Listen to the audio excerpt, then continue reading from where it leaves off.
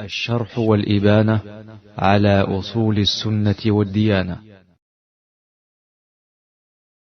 بسم الله الرحمن الرحيم. الحمد لله والصلاة والسلام على رسول الله وعلى آله والصحابة وعلى من والاه. الثلاثة الأصول, les trois fondements, constituent un livre qui ne doit pas manquer dans la bibliothèque d'un étudiant. Le livre ne doit pas seulement être dans la bibliothèque dans laquelle on range les livres. Si on peut l'avoir dans nos cœurs, c'est encore meilleur. Parce que les savants disent Man hafiz al-mutun, hadha al-funun. Celui qui mémorise ces livres qui ne sont pas commentés aura la perspicacité dans la matière. Tu ne peux pas être un étudiant de l'islam, tu ne mémorises pas. Tu es un très mauvais étudiant. Et tu ne seras jamais un érudit. Ben, tu ne seras pas un étudiant dans le sens vrai du terme. L'étudiant se démarque par la mémorisation. Parce que certaines choses, pour les établir et les ancrer en toi, il faut les avoir dans ton cœur. Il faut les avoir. C'est pourquoi vous voyez, la vie d'un étudiant de l'islam n'est pas comme la vie d'un commun des hommes. Quand quelqu'un parmi les étudiants de l'islam, sa vie est différente de la vie de celui qui n'est pas étudiant. Celui qui n'est pas étudiant, il entre dans la mosquée, il écoute un prêche, peut-être même il dort, il s'allonge, il ne met pas de sérieux. C'est normal parce qu'il n'est pas un étudiant. Là, qu'il est un étudiant, c'est pas comme ça. Un étudiant, quand il entre dans un majlis ilmiya, son comportement est différent.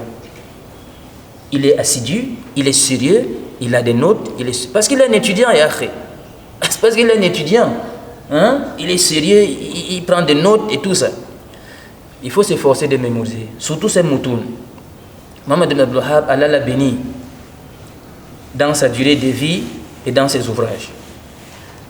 Un livre comme Thalathatul Usul, c'est concis en termes de mots, mais toute la religion se retrouve à l'intérieur. C'est pourquoi tous les ulamas, parmi les ulamas salaf, ils enseignent sur le Thalatha, l'ont commenté. Si vous allez chez Cheikh Moukbil, rahimahullah, à qui vous avez ces annotations? Cheikh Bin Baz, Cheikh Al-Uthaymin, Cheikh Al-Albani, les étudiants de Cheikh Al-Albani. L'un des disait qu'il enseigne sur le Thalatha chaque séance de cours, 15 minutes, peut-être depuis, il a cité quelques mois. Vous savez pourquoi ce livre est très important? Ça traite d'un domaine sensible. La première des choses qui démarque sur le Thalatha de tous les ouvrages, c'est que c'est une petite épître qui a plus de 60 références. Plus de 60 références. Parce que les gens de la Sunna parlent avec la référence. Ils ne disent pas que dans notre village, on a vu, les gens ont fait là. Ils viennent avec des adillah dans Kitab wa Sunna. C'est une petite épître, mais il y a plus de 60 dalils dedans. De deux, ça nous parle des choses qui nous attendent après la mort. Chaque être humain, à sa mort, serait interrogé sur ses usul. Man rabbouk, qui est ton Seigneur? Wa ma dinuk, quelle est ta religion? Wa man nabiyuk, qui est ton prophète? C'est un livre que nous devons avoir et donner plus de considération que notre porte-monnaie. Plus de considération que notre porte-monnaie. Wallah, si quelqu'un jette son regard dans cet ouvrage-là, tous les jours, il n'est pas perdant de quelque chose. La Siamassi prend le commentaire de Charles Fémine avec son usloob que vous connaissez bien, Safd al-Akmal. Lakin, nous devons tous intentionner mémoriser Thalathatul Usul. Allah nous a permis de discuter sur les deux usul, les deux premiers asl, la connaissance d'Allah et la connaissance de la religion. Il entre dans le troisième, qui est la connaissance du prophète alayhi salatu wassalam. Regardez d'abord quelque chose de fondamental. Certains savants, ils ont donné la figure d'une lettre dont le destinataire qui envoie la lettre, c'est Allah. Le porteur de la lettre, c'est le prophète sallallahu alayhi wa sallam. Le contenu de la lettre, c'est l'islam. Ces entités-là, il faut les connaître. C'est pourquoi dans le deuxième asl dit إذا قيل لك ما الأصول الثلاثة التي يجب على الإنسان معرفتها التي يجب على الإنسان معرفتها. Quels sont les trois fondements? Il faut connaître, n'est-ce pas, se dit le troisième, qui n'est-ce pas aussi le fondement du prophète sallallahu alayhi wa sallam, la connaissance du messager d'Allah, la connaissance d'Allah, la connaissance de l'islam. Nam fadal Cheikh. وهو محمد بن عبد الوهاب ابن عبد المطلب. ابن عبد الوهاب. هو محمد ابن عبد الله. أيوة. وهو محمد ابن عبد الله ابن عبد المطلب ابن هاشم وهاشم من قريش وقريش من العرب والعرب من ذرية إسماعيل بن إبراهيم الخليل عليه وعلى نبينا أفضل الصلاة والسلام. وله من الأمور 63 سنة منها 40 قبل النبوة و23 نبيا ورسولا. نبي بإقرأ وأرسل بالمدثر وبلده مكة وهاجر إلى مدينة بعثه الله بنذارة عن الشرك وبالدعوة إلى التوحيد. والدليل قوله تعالى يا أيها المدثر. Regardez, subhanallah, le cheikh dans son développement table sur un certain nombre de points. Le premier point, il discute sur le nom du prophète sallallahu alayhi wa sallam, son nom. Quel est le nom de notre prophète? Il discute sur sa durée de vie. Il discute, n'est-ce pas, ça dit, sur l'âge de sa mission, la durée de sa mission. Il discute aussi sur sa généalogie. Il discute sur son origine. C'est un arabe, comme vous avez entendu. Il nous parle de sa terre natale. Il nous parle, n'est-ce pas, ça dit, du but de sa mission.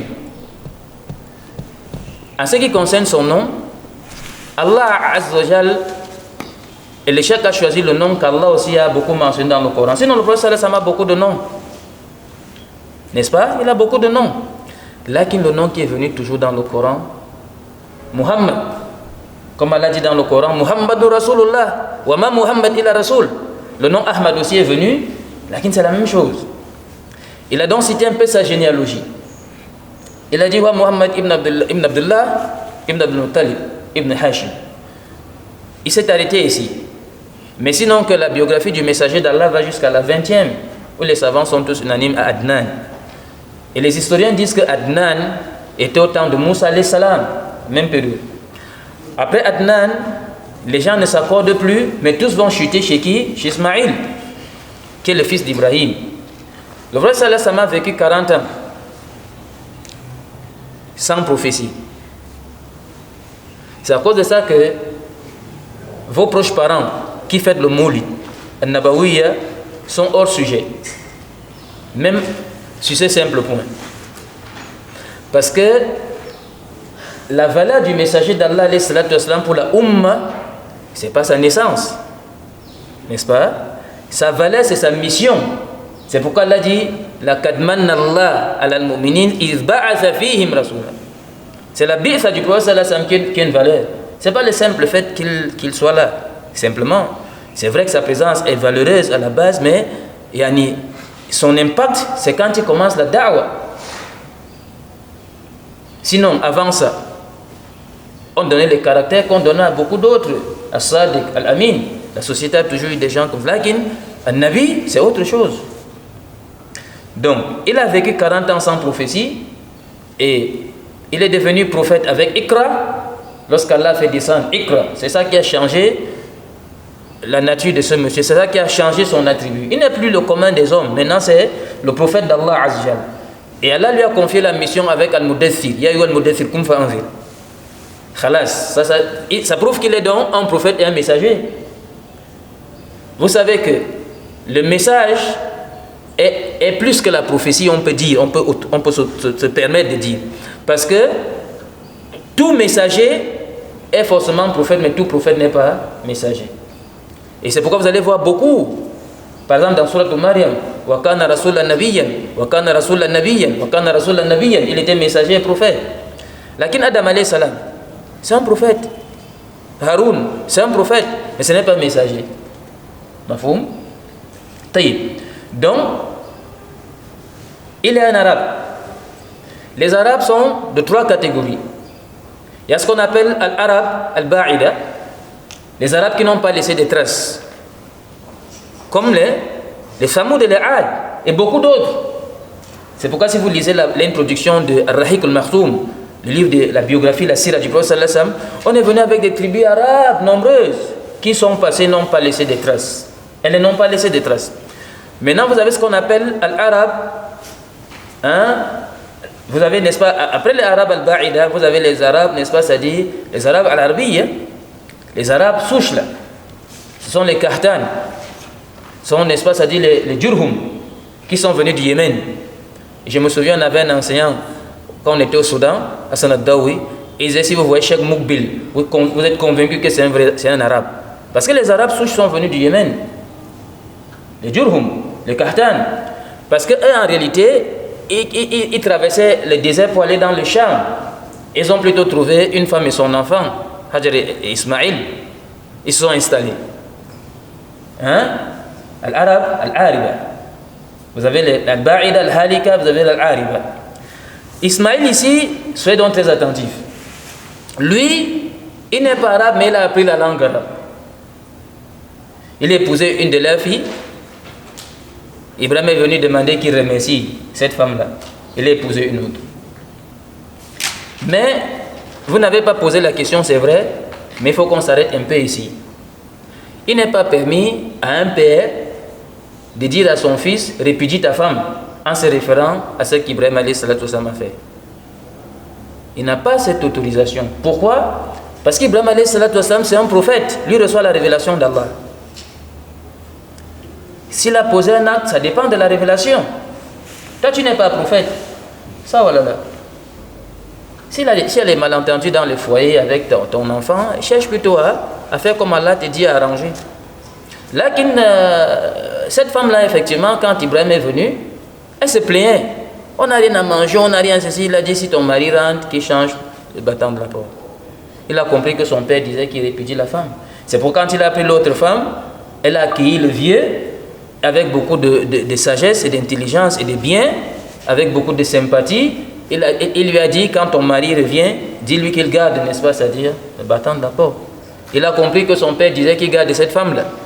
Cette femme-là, puisqu'elle est arabe, elle parle la langue arabe, lui le pauvre a donc appris l'arabe avec eux. Il a appris la langue arabe et ses enfants ont commencé à parler la langue arabe. Ça a donné la troisième catégorie des arabes qu'on appelle l'arabe al-musta'araba. Et il se peut que ceux-là sont les meilleurs. Pourquoi? Parce que c'est dès qu'est venu le prophète Mohammed, sallallahu alayhi wa sallam, les khulafa rashidin. Tu as une catégorie des arabes qui ne sont pas des arabes souches, mais des gens qui ont appris la langue arabe et l'ont adoptée. Son village natal, c'est la Mecque.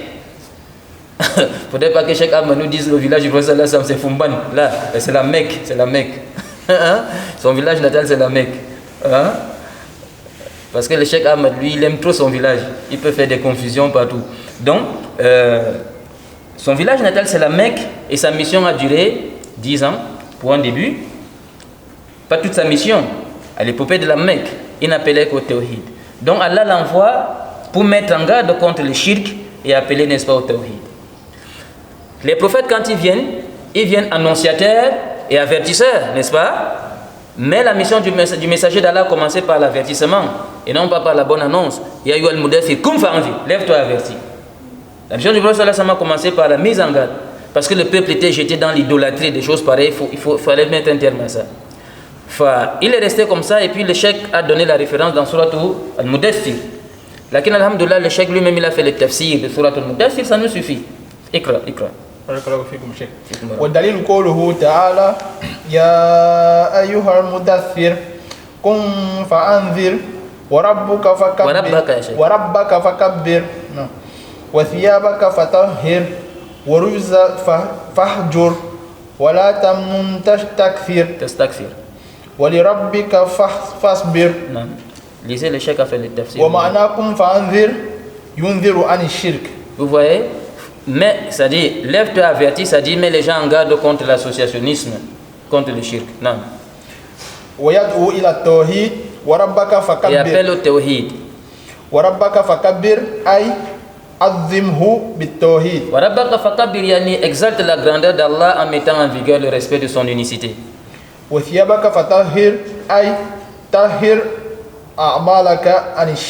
voyez, même si les fuqaha, certains fuqaha, prennent ce verset pour dire qu'il faut laver les vêtements, il faut avoir les vêtements propres.